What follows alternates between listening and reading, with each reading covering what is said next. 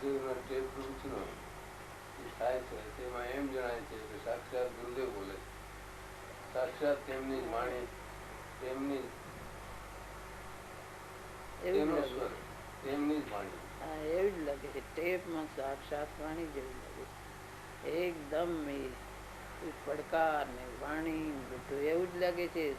ગુરુદેવ જ બોલતા હોય.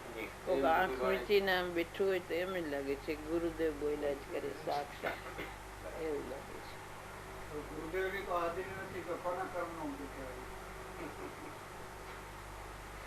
હાજરી નથી. ઉદય તો છે જ ને, દેખીતો ઉદય છે. કોના કર્મનો એટલે આ ભરત ક્ષેત્રના બધા જીવોનો ઉદય, બીજો કોનો ઉદય?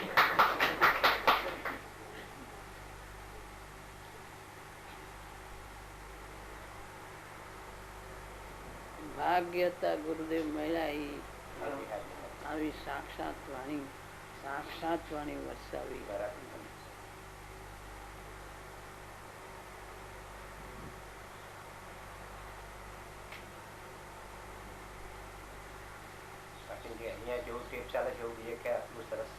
નથી ચાલતું એટલું ટેપ અને એ સ્થાન એ ટેપ ના રણકાર ને બધું એવું લાગે છે.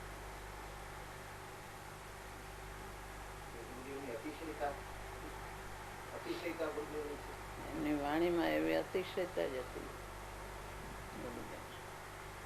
એ ટેપમાં આવ્યું છે અતિશયતા પછી.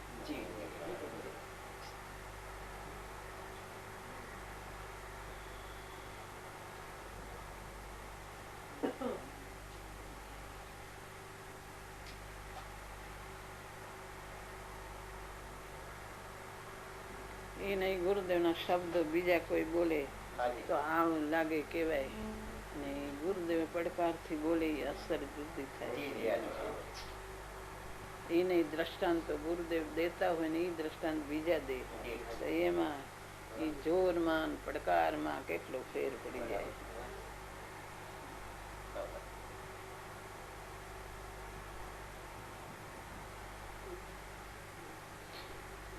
ટેપના પ્રમાણે આ જે લખાણ થઈ રહ્યું છે પ્રવચન રત્નાકરોનો એના પ્રમાણે જ થઈ રહ્યું છે.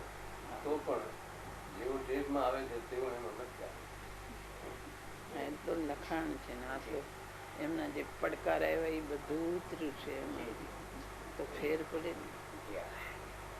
લખાણ છે એમાં એ ક્યાંથી આવે પડકાર એ આવે નહીં ક્યાંથી.